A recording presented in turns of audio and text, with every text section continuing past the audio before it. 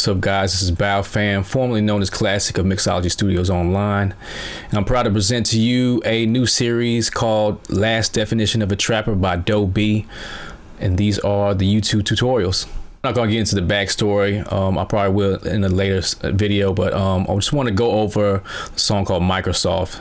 What I'm going to do is just go over what I had to do to take a verse from a completely different song, take the intro of the song from a completely different song, import it into the Microsoft song, rearrange it, and then just go over some of the effects and the vocal chain and the mixing that I had to do on the 2-track. So we're just going to get into it.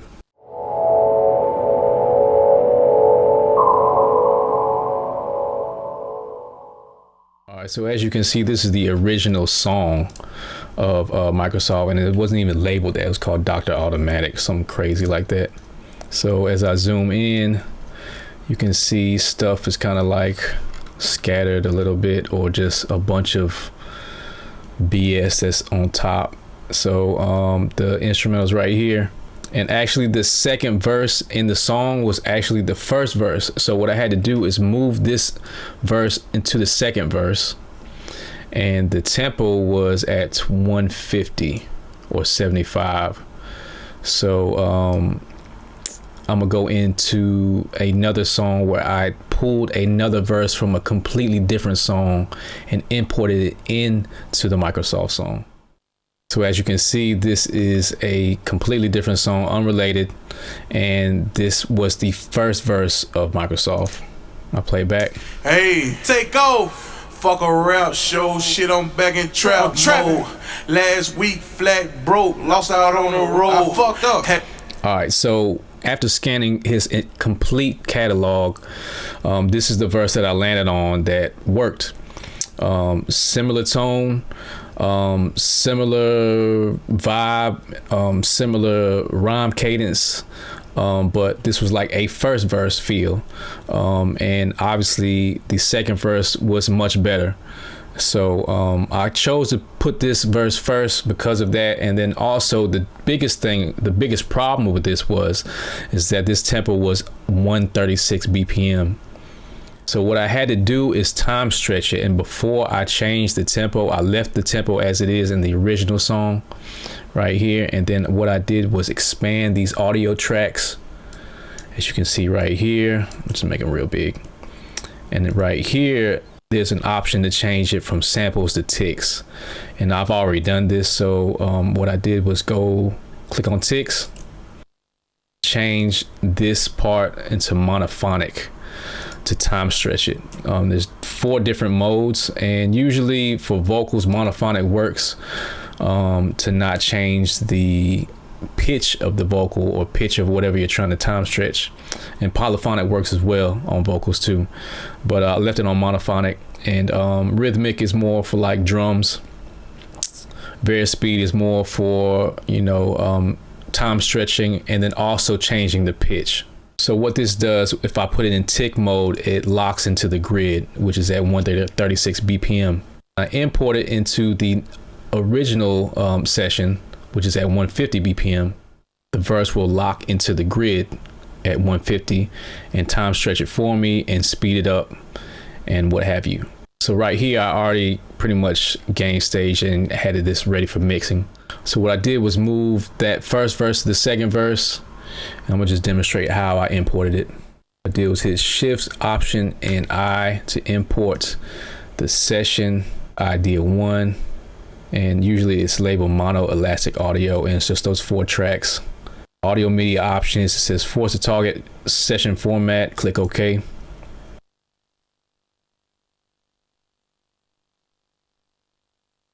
There it is. This verse is way off, but it's in grid mode. So what I had to do is just click on grid, select what I need to select. I'll make this a little bit smaller. This over,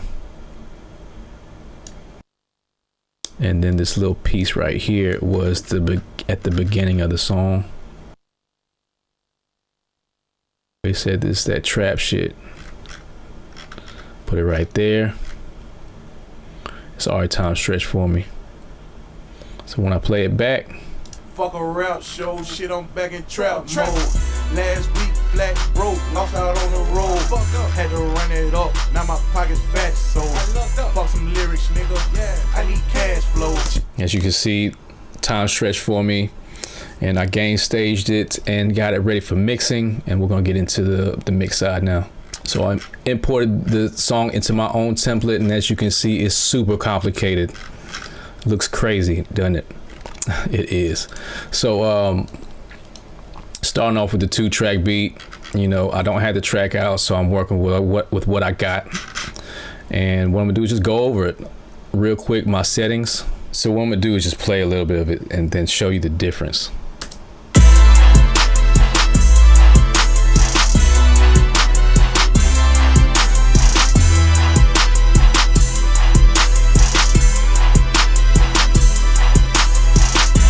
So that's with everything on, and this is with everything off.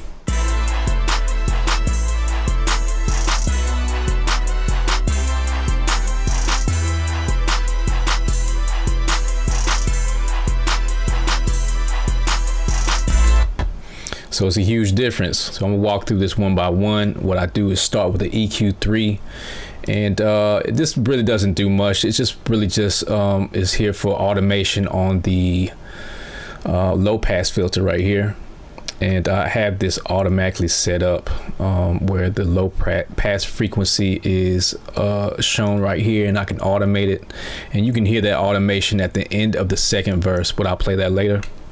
The next plugin that I use is this BX Brainworks Dynacue Dynamic EQ, and what I'm using this for is just strictly the snare only, and I just want the snare to just stand out a little bit more, pop out.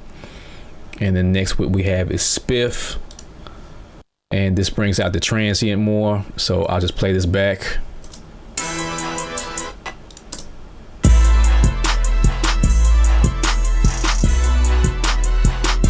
This is without it.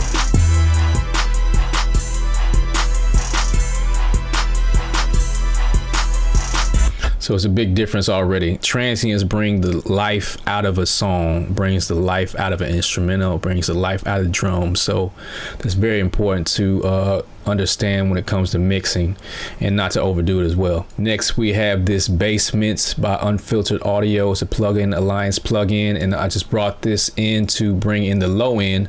Usually I use this R-Bass plugin right here, but I didn't this time. This Basement did the job, you know. I just focused on, you know, just bringing more of that low end out, and it didn't quite do it, so I had to also parallel in the low end as well. And right here I have my own parallel called Low End Theory, where I basically isolated the frequencies that I wanted to focus on the beats, and then followed it up with a compressor and just smashed it with the 1176. It's kind of like a Jason Joshua trick, and then followed it up with this Trash 2, and it was a bodybuilder preset. It worked, it sounds good, and then when you parallel it in, it sounds great. So I'll play this back with these out first and then in.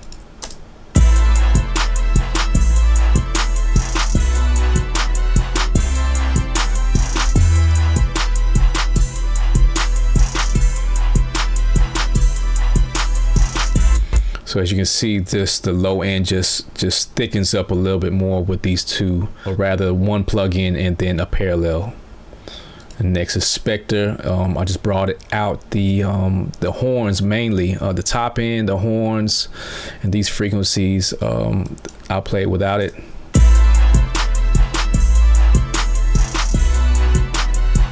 This is with it.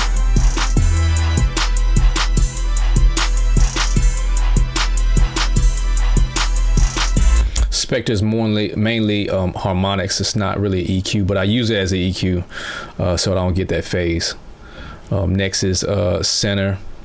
Really, I just use this for volume, to be honest. Sometimes I might pull the sides back down and focus more on the center mono mid part of the sound.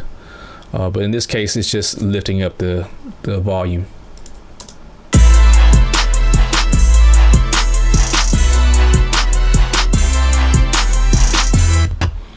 And then with soothe, I think I use this for.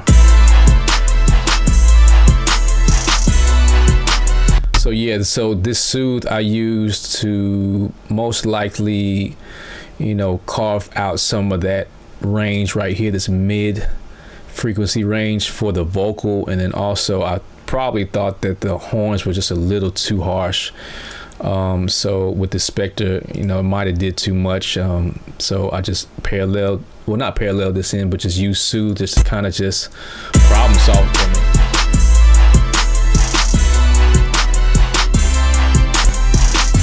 Can barely hear it, but I hear it. So and it just made the mix better.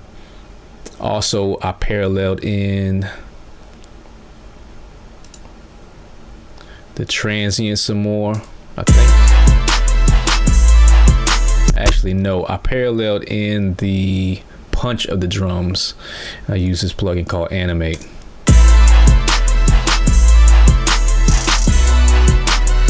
it out.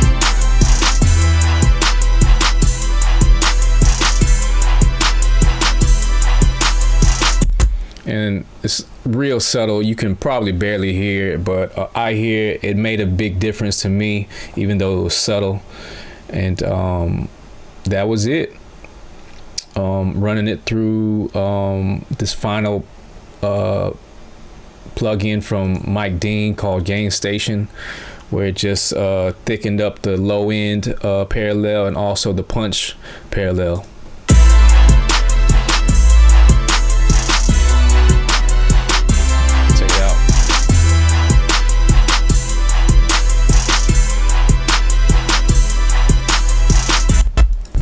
So it's feeding into the 2-track or the music side of it.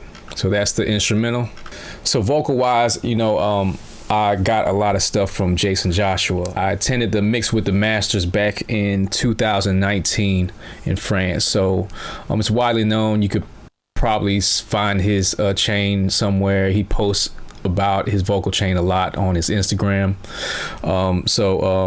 But it was handed down to me from him, along with the rest of the guys that went to the Mix with the Masters and girls. So it's slightly modified, but what it is a lo-fi plugin that starts off with it. This adds a little bit of grit top end. The problem with this plugin is that it tends to make a little bit of noise. So you got to really be careful with it. And it's followed up with a RVox just to bring the presence of the vocal up. And this is my own preset of the Neutron 3, where I'll click learn. I have my set points where the EQ ducks. And so it just acts as if it's kind of like another version of soothe. And it ducks the problem frequencies that I don't like automatically. And then I didn't use Sculptor, but Sculptor I use sometimes to either dull the vocal if it's too bright, or just add a little polish, a little sheen, and then follow it up with a Pro Q3, make my cuts here and there. Then there's an MC404 that just multi-band compresses the vocal, mainly the mid-range, high mids. Then I follow up with the CLA vocals. I love it. You know what I'm saying? People make a joke about it, but it's cool with me. I hit that spank, brings the vocal up.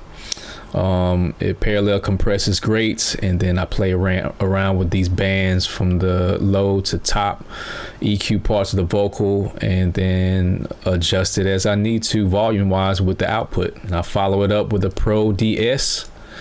And then just to take out that top end, and then I go back in. It feeds into this lead all chain and goes to Soothe 2. I play around with this and just takes out the harshness of the vocal, followed up with a Pool Tech. You know what I'm saying? It's kind of like a Serbian Pool Tech, but I adjust this with the attenuation on the low end, and attenuate the mid-range parts where it can be a little bit bright, and then I might boost the top end at 16 kilohertz. So then I follow it up with my own parallel chain of the top end vocal to give it that sizzle.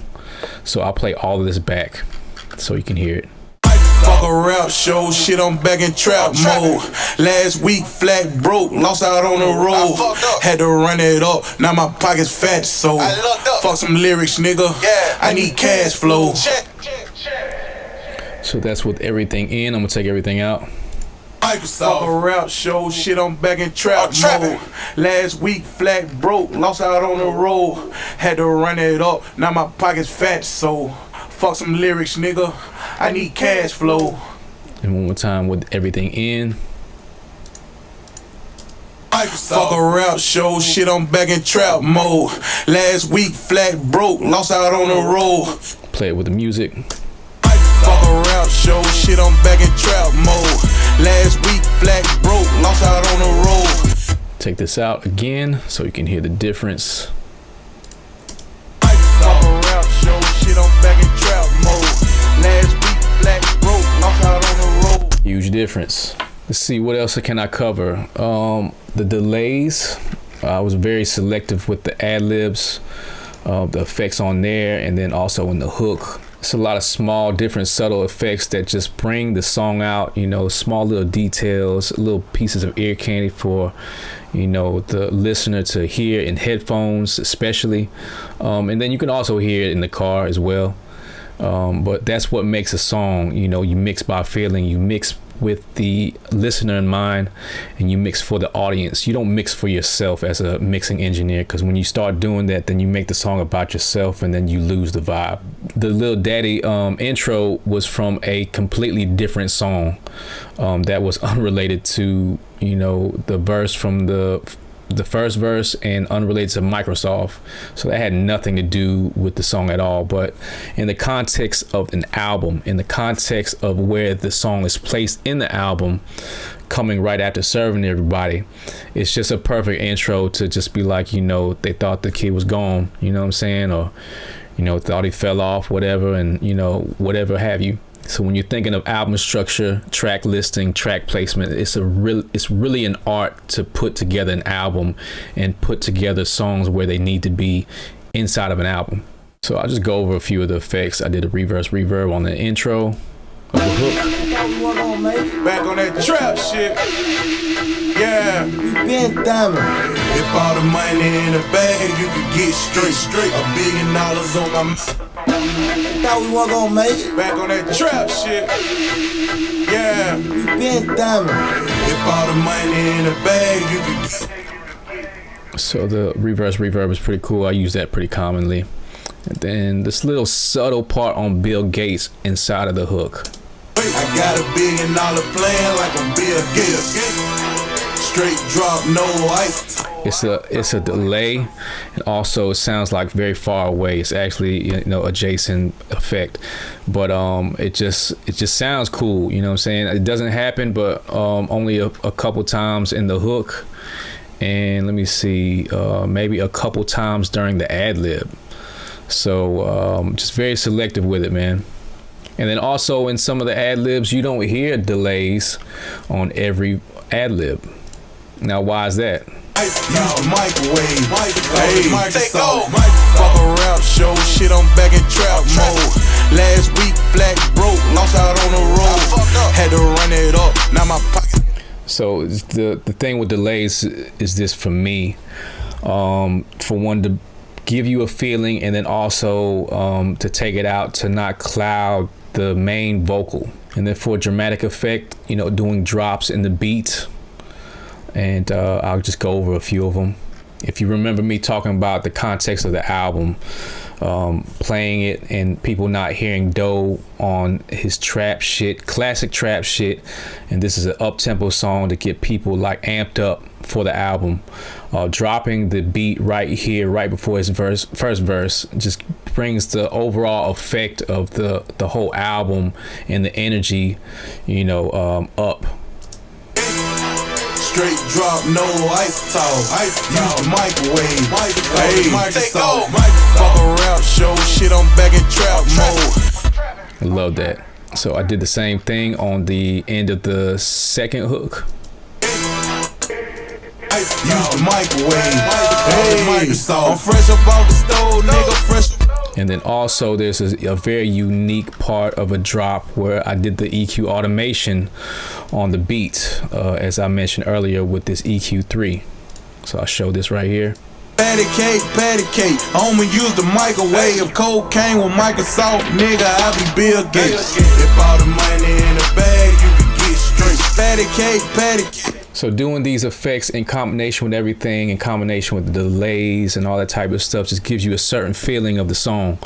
So that's it with that, man. I hope you guys enjoyed.